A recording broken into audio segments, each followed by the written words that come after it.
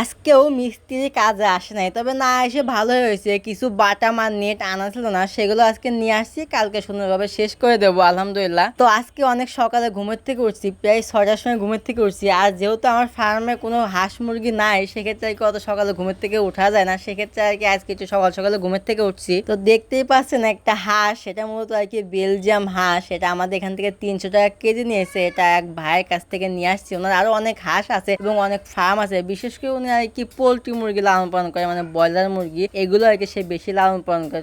তো মূলত তার কাছ থেকে আর কি এটা আনা। আর যেহেতু এই হাঁসটা আমি খাই নাই, তার জন্য আর কি মূলত একটা নিয়ে আসছি। যদি ভালো লাগে তাহলে আমি ইনশাল্লাহ আমি নিজেই বাড়িতে উৎপাদন করব।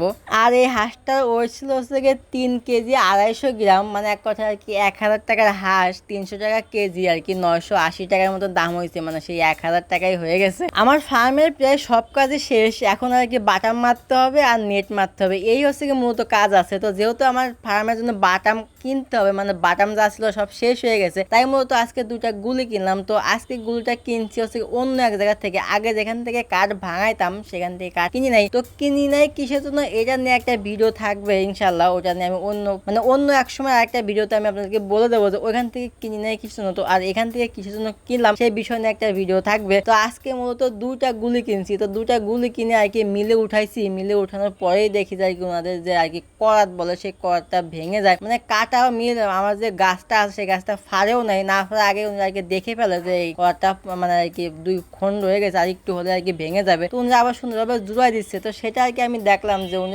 কিসের মতন জন্য একটা কে একটা দিল, রুট না কি দিল, ওটা দেওয়ার পরে সুন্দরভাবে আগুন দিয়ে হিট দিল। হিট দেওয়ার পরে দেখি যে সুন্দরভাবে জোড়া লেগে গেল। এখন এভাবে কি লাগায় কিনা বা ওখানে কি মেডিসিন দিছে সেটাও আমার ধারণা নাই, বা সেটা আমি জানি না। তো সেটা আর কি আপনাদেরকে দেখালাম। যদি আপনারা জেনে থাকেন তাহলে অবশ্যই একটু কমেন্টে বলে যাবেন যে উনজার জোড়াটা কিভাবে দিল।